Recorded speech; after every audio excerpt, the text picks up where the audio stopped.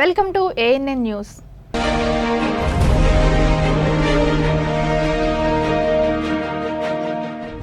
విజయనగరం జిల్లా కొత్తవలస సీఏ సూర్యారావు గ్రామ మహిళా పోలీసులతో వారికి విధి నిర్వహణలో తీసుకోవాల్సిన అంశాలపై అవగాహన కార్యక్రమం నిర్వహించారు.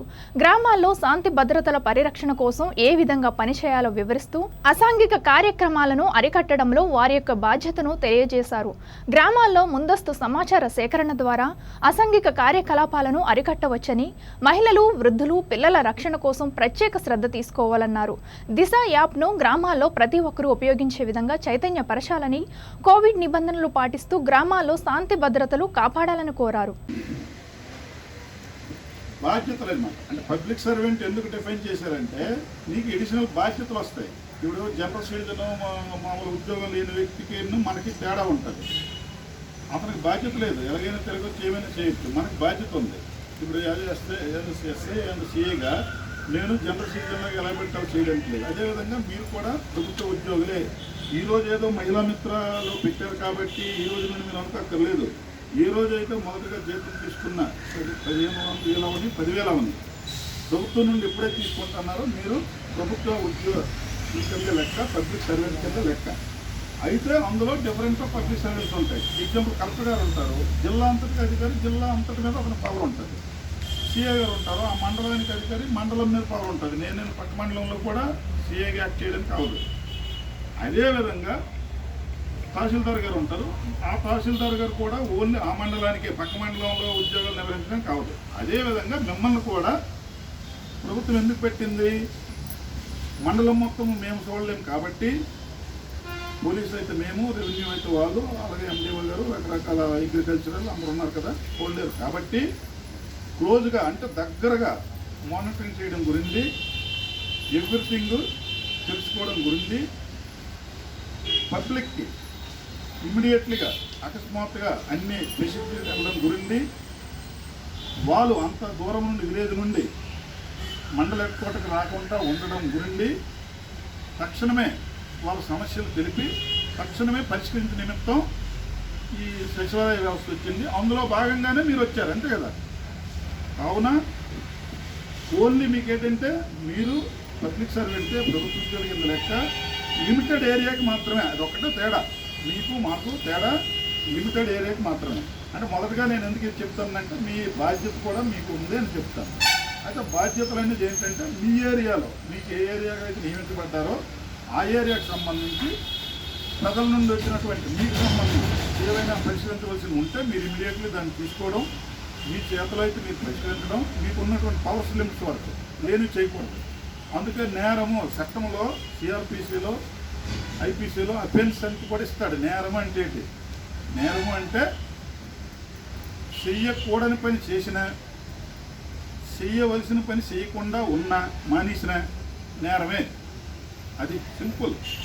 చట్టంలో ప్రతి దానికి మీనింగ్ ఉంటుంది, ప్రతిదీ మనం ఆలోచించాలి. ఇప్పుడేదో అవేర్నెస్ ఇచ్చాము, మనం ఇప్పుడు కంప్యూటర్లు అయిపోయింది, మనమే తెలియదు మనం అనుకుంటాను. ఎప్పుడు రాశారు అది? 1890లో రాశారు ఇండియన్ పీనల్ కోడ్. అప్పుడులోనే నేరం అంటే ఇలా ఉంటుంది. అప్పట్లోనే ఇన్ని రకాలైనటువంటి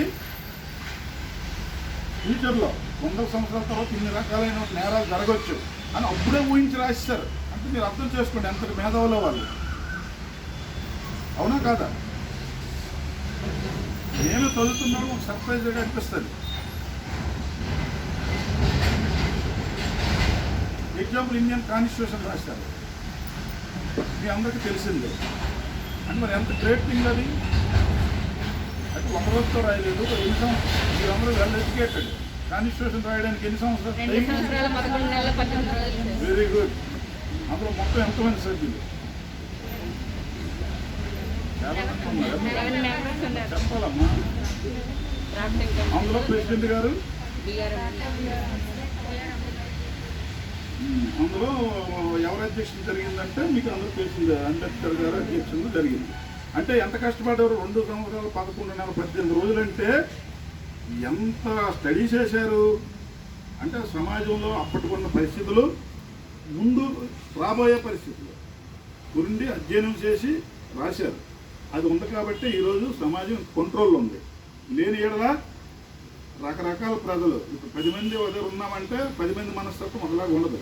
డిఫరెంట్ మైండ్స్. నా అభిప్రాయం వేరు, ఎస్ఐ గారి అభిప్రాయం వేరు, ఫైడరాజ్ గారి అభిప్రాయం వేరు, అందరి అభిప్రాయం వేరు, రకరకాలుగా ఉంటాయి కలవు. కావున అందుకే అప్పట్లోనే చట్టం పెట్టి పెట్టారు. దాన్ని అమలు చేయవలసిన బాధ్యత మనది. అయితే ఇక్కడికి వచ్చేటప్పటికి ఏంటంటే మీ వరకు వచ్చేటప్పటికి మీ ఏరియా వరకు మీరు ఈజీ అనమాట. ఇప్పుడు ఎగ్జాంపుల్ ఎందుకు ఈ సిస్టమ్ ఇలాగా తీసుకొచ్చారంటే ఇది బెస్ట్ వే, ఈజీ. ఇప్పుడు ఎగ్జాంపుల్ ఒక మనిషి కెపాసిటీ వెయిట్ని నేను 50 కేజీలు మాత్రమే మోయగలను. అదే నలుగురు మిగతా 3 ఖాళీగా ఉంటారు, వేస్ట్. వాళ్ళకు కూడా ఇందులో 10 కేజీస్ ఇచ్చామనుకోండి, ఈజీ కదా, ఈజీగా ఎట్ ఏ టైం ఫ్రీగా వెళ్తుంది. ఆ ఉద్దేశంతోనే easy work, easy and early, ఆ ఉద్దేశంతోనే ఇది పెట్టబడింది. కావున దీన్ని బాగా అమలవ్వాలంటే దానికి బేసిక్ పునాది మీరు మీతో పాటు ఉన్న ఇతర డిపార్ట్మెంట్ వారు అక్కడ ఉన్న వాళ్ళు. Good morning sir, good morning madam గారు. ఫస్ట్ ఆఫ్ ఆల్ నేనేం చెప్పాలనుకుంటున్నానంటే యాక్చువల్గా మహిళా మిత్ర అనేది ఉంది, కాదనట్లేదు. కాకపోతే ఇది ఎంతవరకు ఇంప్లిమెంట్ అవుతుంది అన్న విషయం అయితే ఇప్పటి వరకు తెలియదు. ఆల్మోస్ట్ 2 years అయిపోతుంది దీన్ని వచ్చి. టు బీ ఫ్రాంక్గా చెప్తున్నాను, అంటే దీనివల్ల యూజ్ ఉందా అని అంటే ప్లస్ టు బీ ఫ్రాంక్గా మాట్లాడుతుంటే ఇప్పటికి వచ్చి నేనైతే ఓన్లీ విజయనగరం ఒకటి వెళ్ళడం తప్ప నేనైతే సర్వీస్ చేద్దామని వచ్చాను. యాక్చువల్లీ నేను ఒక లా స్టూడెంట్ని సార్. నేను సర్వీస్ చేద్దామని ముందుకు వచ్చాను. నా పేరు కౌశల్య సార్. సర్వీస్ చేద్దామని వచ్చాను మంగళపాలెం సార్. కాకపోతే ఏంటి అంటే నేను వచ్చాక అయితే నాకేం యూజ్ లేదని అనిపించింది. మనం ఉండడం వల్ల ఏం యూజ్ లేదు ఇక్కడ. మళ్ళీ ఈరోజు మళ్ళీ నాకు కాల్ వచ్చింది, ఇలా మీటింగ్ అవుతుందని. బేసిక్గా నేను చెప్పాలనుకుంటున్నాను, సర్వీస్ ఈజ్ నథింగ్ బట్ అంటే మీటింగ్. సర్వీస్ అనేది మీటింగ్ కాదు అసలు. సర్వీస్ అంటే మనం ఏమైనా చేసామా లేదా, మన ఊరికి మనం ఉపయోగపడ్డామా లేదా, అది నా పాయింట్ ఆఫ్ వ్యూలో అయితే. ఇది ఎవరిని కించపరచడానికి కాదు, ఏం కాదు. మనం చేసే ఒక పర్టికులర్ ఏదైనా ప్రోగ్రామ్ ఉంది అంటే అది ఎంతవరకు ఇంప్లిమెంట్ అవుతుందా అన్న విషయమే పాయింట్. నాకు తెలిసినంత వరకు అవేర్నెస్ లేదు ప్రెసెంట్. ఇలాంటి మహిళా మిత్ర అని ఒకటి ఉందన్న విషయం నా పక్కింటి వాళ్ళకి కూడా నాకు నిజంగా తెలియదు ఎవరికి కూడా. నాకు అలాంటిది ఒకటి ఉందా అని మనం చెప్పాను అనుకుంటున్నారనమాట. అండ్ దట్టు ఏంటి అంటే దిశ యాప్ అంటున్నారు, ఇవి అంటున్నారు, అవి అంటున్నారు. కాకపోతే వాటి మీద కూడా ఈవెన్ స్కోప్ అంటే ఎవరికి తెలియట్లేదు అనమాట. కొంచెం మీరు చెప్పండి, లైక్ మీరు ఇలా ఉంటుంది సిచ్యువేషన్. అమ్మ వాళ్ళు ఒక అలానే ఉంటారు, అంటే అమ్మ వాళ్ళు కావచ్చు, అమ్మమ్మ వాళ్ళు కావచ్చు, నువ్వు చెప్పేది నాకేంటి అన్నట్టు ప్రజెంట్ అందరూ కూడా ట్రెడిషనల్ మైండ్ సెట్స్తో ఉన్నారు. ఆ మైండ్ సెట్స్ నుంచి పోగొట్టి ఆల్మోస్ట్ మనకి మోడర్న్ స్టేజ్లోకి వచ్చేసాం. సో మనం చెప్పాలి తప్ప వాళ్ళు ఏదో అంటారని చెప్పి మనం మొహమాట పడి ఉండిపోతే ఇంకా అదే లెవెల్లో ఉండిపోతాం తప్ప అంత తీసి మనం ముందుకు వెళ్ళలేము ఎప్పుడు కూడా. నేనైతే చెప్పాలనుకునే మీరేం చేస్తారంటే, అంటే నేను తప్పుగా అనుకోకపోతే ఇక్కడ వచ్చిన పాయింట్ ఆఫ్ అంటే వచ్చినట్టు నేను ఒక అర్థం చేశాను. పాండమిక్ వచ్చి ఆల్మోస్ట్ 1.5 years అయిపోతుంది. రీసెంట్గా సెకండ్ వేవ్ అన్నాడు కాబట్టి మీరు ఎవరిని కించపరచాలని నా ఉద్దేశం కాదు. యాక్చువల్ డబల్ మాస్క్ అన్నాడు. డబల్ మాస్క్ తీసుకున్నట్టుంటే అంటే ఫస్ట్. తూర్పుగోదావరి జిల్లా జగ్గంపేట మండలం మన్యవారిపాలెంలో జరిగిన అగ్ని ప్రమాదంలో ఇల్లు పోగొట్టుకున్న వారికి జగ్గంపేట ప్రెస్ క్లబ్ తరపున నూతన వస్త్రాలు, స్టీల్ సామాన్లు అందజేశారు. ఈ కార్యక్రమానికి జగ్గంపేట ప్రెస్ క్లబ్ అధ్యక్షులు అడప వెంకట్రావు హాజరై బాధిత కుటుంబాలను పరామర్శించారు. ఈ సందర్భంగా ఆయన మాట్లాడుతూ ఈ అగ్ని ప్రమాదంపై నాయకులందరూ స్పందించి సహాయం చేయడం, సమాజంలో సామాజిక బాధ్యత వహించవలసిన రిపోర్టర్లు కూడా నా పిలుపు మేరకు స్పందించి ముందుకు రావడం సంతోషంగా ఉందన్నారు. ఈ కార్యక్రమంలో ప్రింట్ అండ్ ఎలక్ట్రానిక్ మీడియా సభ్యులు పాల్గొన్నారు.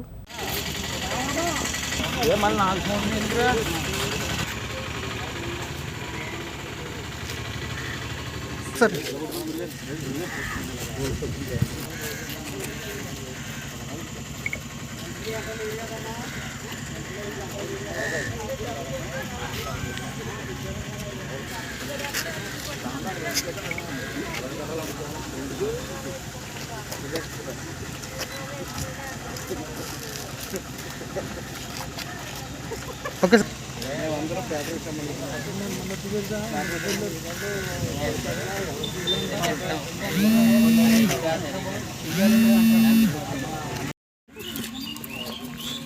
మన మండలంలో మన్యవారిపల్లెలో జరిగిన అగ్ని ప్రమాదంలో 2 కుటుంబాలు వీధిని పడ్డాయి. దాని మీద మన నాయకులందరూ కూడా స్పందించి చేయూతనిష్టం వాళ్ళకి హామీ ఇవ్వడం జరిగింది. అలాగే సమాజంలో సామాజిక బాధ్యత వహించవలసిన రిపోర్టర్లు కూడా ఈ కార్యక్రమంలో భాగస్తులు కావాలనే సంకల్పంతో నేను పిలుపివ్వటం, మన సోదరులందరూ కూడా తల కొంచెం సాయం చేయటం, దాన్ని తీసుకొచ్చి వీళ్ళకి అందజేయటం జరిగింది. అలాగే మనం పత్రికాముఖంగా ఏం జరిగినా బయటికి వివరించడమే కాకుండా అక్కడ వచ్చిన సమస్యని పూర్తి స్థాయిలో పరిష్కరించేందుకు ప్రభుత్వంతో కానీ నాయకులతో కానీ సహకరించాల్సిన అవసరం ఉంది.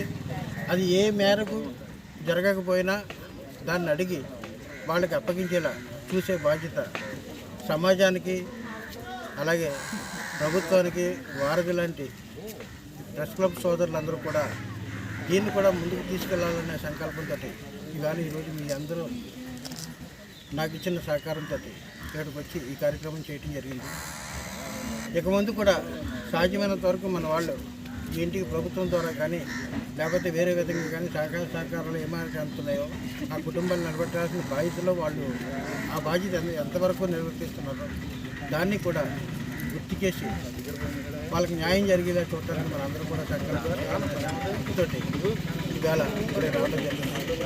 దయచేసి ప్రభుత్వం కూడా కోరేది ఒకటే, తక్షణ సహాయం ఏదైతే ఉందో దాన్ని బాధితులకు అందించాల్సిన అవసరం మనకు ఉంది. కాబట్టి దాన్ని అధికారులు చిత్తశుద్ధితో తీసుకుని ఈ కార్యక్రమాన్ని వాళ్ళకి అండగా చేసి ప్రస్తుతానికి తాత్కాలికంగా ఉండటానికి ఏదైనా అవకాశం కల్పించి పక్కా గృహ నిర్మాణం జరిగేలాగా సహకరించాలని ప్రెస్ తరపు మాదక ద్రవ్యాల వ్యతిరేక దినం పురస్కరించుకుని ఎస్పీ అద్నాన్ నయీం అస్మి, కాకినాడ డీఎస్పీ వి భీమారావు, సిఐ శ్రీనివాస్ ఆదేశాల మేరకు పట్టణ ఎస్ఐ బి శంకర్రావు ఆధ్వర్యంలో తూర్పుగోదావరి జిల్లా పిఠాపురం, సువర్టుపేట నుంచి ఉప్పాడ సెంటర్ వరకు అవగాహన ర్యాలీ నిర్వహించారు.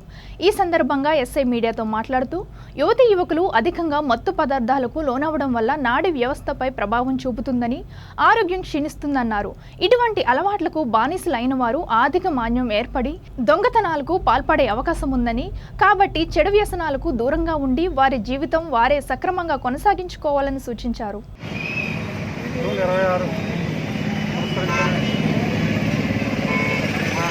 జిల్లా ఎస్పీ గారు ఆదేశాల మేరకు, అలాగే మా సబ్ డివిజనల్ ఆఫీసర్ భీమారావు గారు మరియు మా సబ్ ఇన్స్పెక్టర్ ఏఆర్కే శ్రీనివాసరావు గారు ఉత్తర్వుల మేరకు ఈరోజు ఈ అంతర్జాతీయ డ్రగ్స్ నివారణ దినోత్సవం సందర్భంగా మన ఇంద్రానగరం ఇతరత్ర పిఠాపురం యొక్క యువతకు దీని యొక్క ఈ మత్తు పదార్థాలు సేవిస్తే ఏ రకమైన ఇబ్బందులు ఎదురవుతాయి అనే దాని మీద అలా అందరికీ అవగాహన కల్పిస్తూ మన సూపర్పేట సెంటర్ నుంచి ఉప్పాడ సెంటర్ వరకు ర్యాలీగా రావడం జరిగింది. దీంట్లో ఈ యువతంతా కూడా పాల్గొనడం జరిగింది. ముఖ్యంగా ఈ యువతకి యువకులకు తెలియజేస్తుంది ఏమిటంటే, ఈ మత్తు పదార్థాలు కానీ అధికంగా సేవించినట్లయితే, ఉదాహరణకు పొగ తాగడం, సిగరెట్లు తాగడం, అలాగే గంజాయి సేవించడం, అలాగే కొకైన్ వంటి మాదక ద్రవ్యాలు వాడినట్లయితే ఈ వారి యొక్క నాడీ వ్యవస్థమైన ప్రభావం చూపుతూ వాళ్ళ యొక్క ఆరోగ్యం అనేది పాడవుతూ ఉంటుంది. తద్వారా వాళ్ళు వాళ్ళ జీవితాన్ని అర్ధాంతరంగా ముగించుకోవాల్సి వస్తూ ఉంటుంది. అంతేకాకుండా వీటికి ఎవరైతే లోనవుతారో వారు ఈ ఆర్థిక మాంద్యం ఏర్పడి చెడు మార్గాలకి కూడా దారితీయడానికి దొంగతనాలు లేకపోతే ఇతరత్ర మార్గాలు ఎన్నుకోవడం అనేది జరుగుతూ ఉంటుంది. కాబట్టి దయచేసి ఈ మత్తు పదార్థాలన్నిటి కూడా దూరంగా ఉంటూ వారి యొక్క జీవితాలని సక్రంగా కొనసాగిస్తూ ఎటువంటి మత్తు పదార్థాలకి గురికాకుండా ఉండాలనే ఉద్దేశంతో ఈ ర్యాలీని అనేది ఈరోజు మన ఈ పిఠాపురం టౌన్లో నిర్వహించడం జరిగింది. పటాన్చెరు మండలం ఐనోలు గ్రామ సర్వే నంబర్ 34లోని పేద రైతుల భూములను టీఎస్ఐఐసికి మరియు రియల్ ఎస్టేట్ కోసం ప్రభుత్వం లాక్కుంటుందని, ఇది న్యాయం కాదంటూ సిపిఎం పార్టీ ఆధ్వర్యంలో తహసీల్దార్ కార్యాలయం ముందు ఐనోల్ రైతులు పెద్ద ఎత్తున ధర్నా నిర్వహించారు. అనంతరం సీనియర్ అసిస్టెంట్ శ్రీనివాస్కు మెమోరాండం అందించారు. ఈ సందర్భంగా సిపిఎం జిల్లా కార్యవర్గ సభ్యులు అతిమేల మాణిక్ మాట్లాడుతూ, ప్రభుత్వం పేదల భూములు గుంజుకుని బడాబాబులకు కట్టబెట్టేందుకు రియల్ ఎస్టేట్ వ్యాపారం చేస్తుందని విమర్శించారు. గత 50 సంవత్సరాల క్రితం సర్వే నంబర్ 34లో ఉన్న భూములను పేద ప్రజలకు పట్టాలిచ్చారని, అప్పటి నుంచి రైతులు అదే భూమిపై వ్యవసాయం చేసుకుని బ్రతుకుతున్నారన్నారు. ఇప్పుడు రైతులను ప్రభుత్వమే రోడ్డున పడేస్తుందని, బంగారు తెలంగాణ అంటే ఇదిగినాని ప్రశ్నించారు. పరిశ్రమల కోసం అయితే భూమి కోల్పోతున్న నిర్వాసితుల కుటుంబాల్లో ఒకరికి పర్మనెంట్ ఉద్యోగం ఇవ్వాలని, లేదా భూసేకరణ చట్ట ప్రకారం మార్కెట్ రేటుకు 3 రెట్లు రైతులకు నష్టపరిహారం చెల్లించాలని డిమాండ్ చేశారు. లేని పక్షంలో రైతులకు న్యాయం జరిగేంత వరకు పోరాటం చేస్తామని హెచ్చరించారు. ఈ కార్యక్రమంలో పటాన్చెరు ఏరియా కమిటీ కార్యదర్శి నాయని నరసింహారెడ్డి, సిపిఎం నాయకులు నాగేశ్వరరావు, రైతులు పెద్ద ఎత్తున పాల్గొన్నారు. ఇక్కడ పార్టీలో ఉన్నటువంటి వాళ్ళు భూమి పోతున్నటువంటి వాళ్ళు వస్తారు. ఈ చుట్టుపక్కల ఉన్నటువంటి వాళ్ళు తప్పకుండా ఈ భూమి పోతున్నటువంటి వాళ్ళంతా ఒక్కడికే చేస్తాం, దండు కడతామని చెప్పేసి కూడా హెచ్చరిక చేస్తా ఉన్నాం. దానికోసం లేదంటే మీరు ఇట్లనే ఉంటారా? ఇట్లనే అనుకుంటే మా భూములు మాకు ఇవ్వకపోతే ఇగో మేము ఇప్పుడు ఏదైతే చెప్తాం ఆయన వాళ్ళ నుంచి మాకు పెద్ద లెక్క కాదు. ఈ రోజు ఆటోలో వచ్చినాం, బండ్ల మీద వచ్చినాం, రేపు కారు నడకన మేము వారం రోజులకు చూస్తాం. ఈ వారం రోజులు ఉంటే మంచిది, మా భూములు మాకు వస్తే మంచిది. మీరు అక్కడ మా భూములలో ఏ పరిశ్రమల కోసం తీసుకుంటున్నటువంటి ఫెన్సింగ్ పనులు ఆపితే మంచిది. ఫెన్సింగ్ పనులు ఆపకపోతే మా భూములు మాకు ఇవ్వకపోతే, మాకు పట్టాపాస్ పుస్తకాలు ఇవ్వకపోతే వారం రోజుల తర్వాత ఐనోల్ గ్రామం నుంచి ఎంఆర్ఓ ఆఫీస్ దాకా ఎర్రదండు పాదయాత్ర ఇక్కడ దాకా నడుస్తామని చెప్పేసి అందుకని మాకు నడక పెద్ద లెక్క కాదు. ఈరోజు ఆటోలలో బైక్లలో వచ్చాం, అప్పుడు దారి కొంటూ పోయేటటువంటి వాళ్ళందరూ కూడా అర్థమైతే భూములు పోతున్నాయి అని చెప్పేసి నిలబడాలని కోరుకునేటటువంటి పరిస్థితి వస్తుంది. ఇక్కడ చెప్తున్నాం ఈ రోజు ఇదే మొత్తం ఐనూరు గ్రామ రైతులకు మద్దతుగా జిల్లా వ్యాప్తంగా ఉన్నటువంటి రైతులని ఈరోజు కూడగడతాం, మద్దతు నిలబడతాం. ఈరోజు కలెక్టరేట్ ముందు పెద్ద ఎత్తున పోరాటానికి కూడా సిద్ధంగా ఉన్నామని చెప్పేసి హెచ్చరిక చేస్తా ఉన్నాం. కాబట్టి మీరు ఈ రోజు న్యాయబద్ధంగా ఐనోలు రైతులు న్యాయం కోసం ఇవాళ తప్పకుండా మా భూమిలో ఇవ్వాలనేటటువంటి న్యాయమైనటువంటి పోరాటం ఇది. ఈరోజు అన్యాయం కోసం మాట్లాడేస్తారు. ఈరోజు ధర్మము న్యాయం అని చెప్తా ఉంటారు. ధర్మము న్యాయం అంటే పేదల భూములు గుంజుకుంటామా? ఈరోజు మరి పేదల భూములు గుంజుకొని వాళ్ళు రోడ్ల మీద వేయడం అని చెప్పేసి అడుగుతా ఉన్నాం. అందుకని మీరు ధర్మము అన్యాయం ఈరోజు న్యాయం చేయట్లేదు, అన్యాయము అధర్మము పాటిస్తూ ఉన్నారు. పేద రైతులు ముంచే కార్యక్రమం చేస్తూ ఉన్నారు. మమ్మల్ని ముంచితే మిమ్మల్ని ముంచేది ఈ రైతులని చెప్పేసి తెలుసుకొని అందుకని ఈరోజు మా సమస్యను వెంటనే పరిష్కారం చేయాలి అని చెప్పేసి ఈరోజు ప్రభుత్వానికి హెచ్చరిక చేస్తా ఉన్నాం. రెవెన్యూ అధికారులను కూడా డిమాండ్ చేస్తా ఉన్నాం. పేదల భూములు పేదలకు దక్కే రకంగా ఈరోజు చట్టబద్ధంగా ఈరోజు వాళ్ళకందరికీ కూడా కొత్త పట్టపాస్ పుస్తకాలు ఇచ్చి న్యాయం చేయాలి అని చెప్పేసి ఈరోజు ప్రభుత్వానికి రెవెన్యూ అధికారులకు డిమాండ్ చేస్తున్నాం. లేకపోతే రానున్న రోజుల్లో మనమందరం కూడా గుర్తుపెట్టుకోవాలి, రైతులు ఏకమైతే దేనైనా సాధిస్తాం. ఇప్పటికే ఢిల్లీలో మోడీ గోసి కూడా కొడుతున్న రైతులు, అందుకని ఈ రైతులు తలుచుకుంటే కేసీఆర్ గోసిని కూడా ఊడగొట్టేటటువంటి చేస్తా ఉన్నాం. దానికోసం మనమందరం రైతులకు న్యాయం చేయాలి.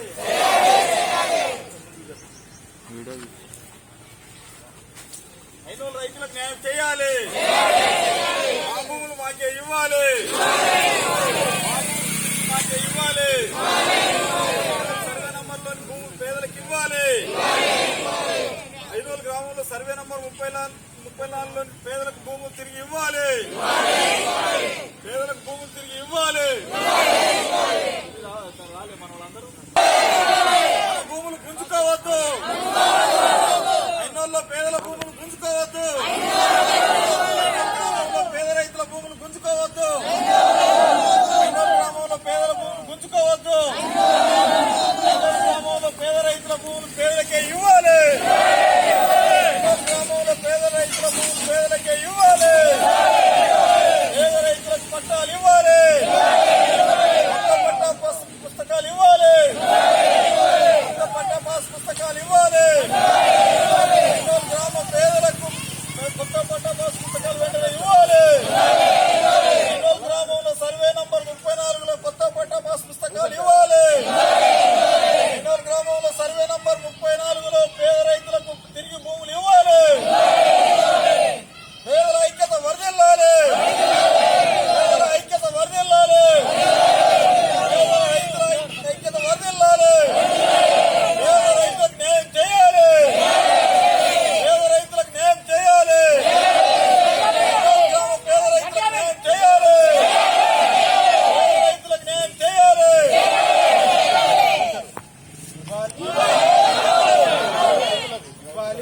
భూములు మాకు,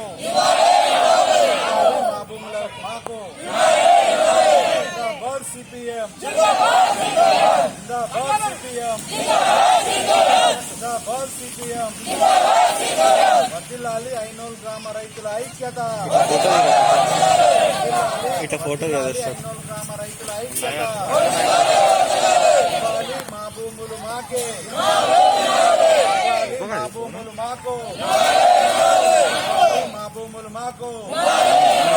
ఇవ్వాలి ఐనూరు గ్రామ రైతులకు పట్టాదారు పాస్ పుస్తకాలు, ఇవ్వాలి ఐనూరు గ్రామ రైతులకు పాస్ పుస్తకాలు.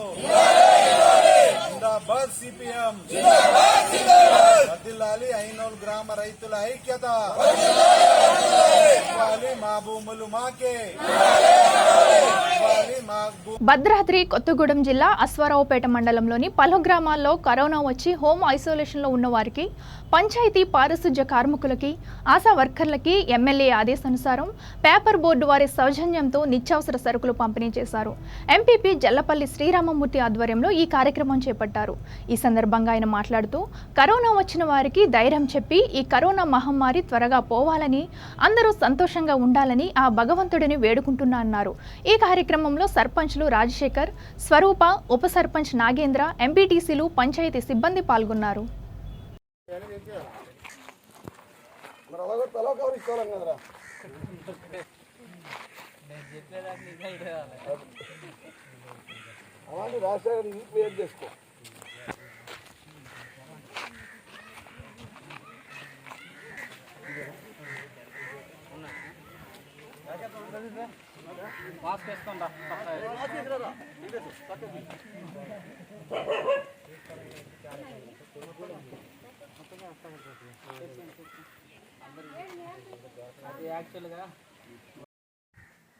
వీడియో కూడా తీరా ఒక నిమిషం తీస్తున్నాయండి, వీడియోని తీస్తున్నా.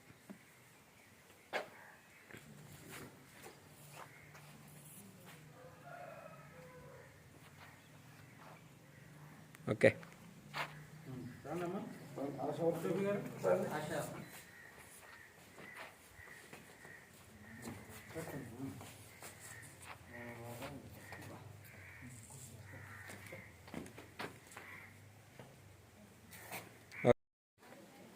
ఎన్ని రోజులైంది నీకు వచ్చి? ఇవాళకి ఎలా ఉంది? బాగానే ఉందా? మందులే ఇస్తున్నారా? ఆశా వర్కర్లు వస్తున్నారా? రోజు చూస్తున్నారు కదా నిన్ను, వాసన వస్తుందా? దగ్గు కానీ జ్వరం కానీ? ఇవన్నీ ఎమ్మెల్యే గారు పంపించారు మీకు.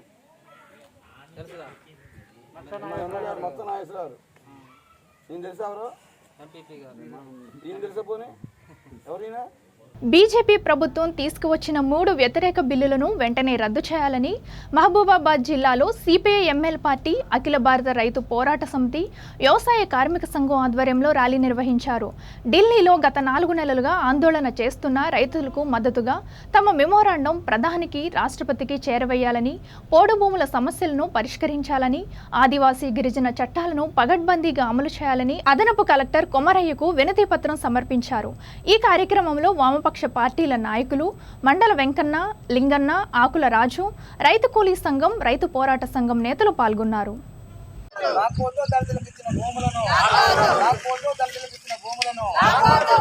తెలంగాణ వ్యవసాయ కార్మిక సంఘం, తెలంగాణ వ్యవసాయ కార్మిక సంఘం, దళితుల రైతుల సంఘం, తెలంగాణ దళిత రైతు సంఘం, తెలంగాణ వ్యవసాయ కార్మిక సంఘం. ప్రతి దళిత కుటుంబానికి 3 ఎకరాల ప్రభుత్వ భూమి ఇవ్వాలి. ప్రతి దళిత కుటుంబానికి 3 ఎకరాల భూమి ఇవ్వాలి. ప్రతి దళిత కుటుంబానికి 3 ఎకరాల భూమి ఇవ్వాలి. ప్రతి దళిత కుటుంబానికి 3 ఎకరాల భూమి. లాక్కోవద్దు దళితులకు ఇచ్చిన ప్రభుత్వ భూములను. విధించి 45 సంవత్సరాలు అవుతుంది. ఈ సందర్భంగా ఇలా ఎమర్జెన్సీ నాటికి ఈనాటికి కూడా ఎలాంటి తేడా లేదు. ప్రభుత్వ విధానాలలో కాంగ్రెస్ గవర్నమెంట్ అదే చేసింది, ఈరోజు బీజేపీ గవర్నమెంట్ అదే చేసింది. కాబట్టి దాన్ని తక్షణమే రైతు సమస్యలను రాష్ట్రపతి గారు జోక్యం చేసుకొని దీన్ని పరిష్కరించాలనేటువంటి దాంతో మీ ద్వారా రాష్ట్రపతి గారికి మేము వినతి పత్రం ఇవ్వడం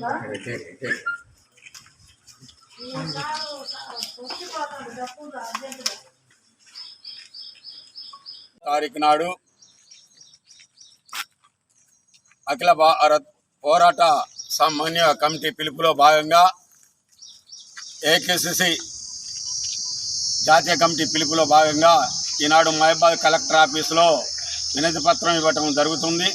ధర్నా చేస్తూ ఇవాళ రైతులపై కేంద్ర ప్రభుత్వం 3 నల్ల చట్టాలను విధించడం జరిగింది. ఒకటి రైతు స్వేచ్ఛ మార్కెట్ అనేది, ఒకటి కార్పొరేట్ వ్యవసాయం అనేది, విద్యుత్ సమస్యల మీద అనే దాని మీద ఈ 3 నల్ల చట్టాలని వ్యతిరేకిస్తూ వీటిని రద్దు చేయాలనే దాని మీద డిమాండ్ చేస్తున్నాం. ఇప్పుడు అఖిల భారత రైతు కూలీ సంఘం రాష్ట్ర ఉపాధ్యక్షుడైన మండలం కన్నా మాట్లాడాల్సిందిగా కోరుతున్నాం. కార్పొరేట్ శక్తులకు రాయితీలు ఇస్తూ ఉన్నాయి కేంద్ర ప్రభుత్వం రాష్ట్ర ప్రభుత్వం కానీ.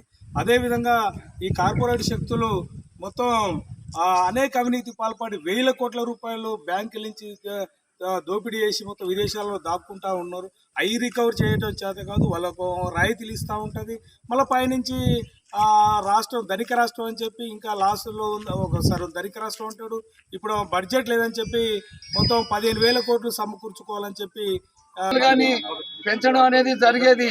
నెలకు 30 రోజులు, రోజుకొకసారి పెంచినట్టుగా మొత్తం టోటల్గా పేపర్లో రాస్తున్నారు. ఇది కేంద్ర ప్రభుత్వానికి సిగ్గు చెరువు లేకుండా ఈరోజు డీజిల్ పెట్రోల్ ధరలను పెంచడం జరుగుతుంది.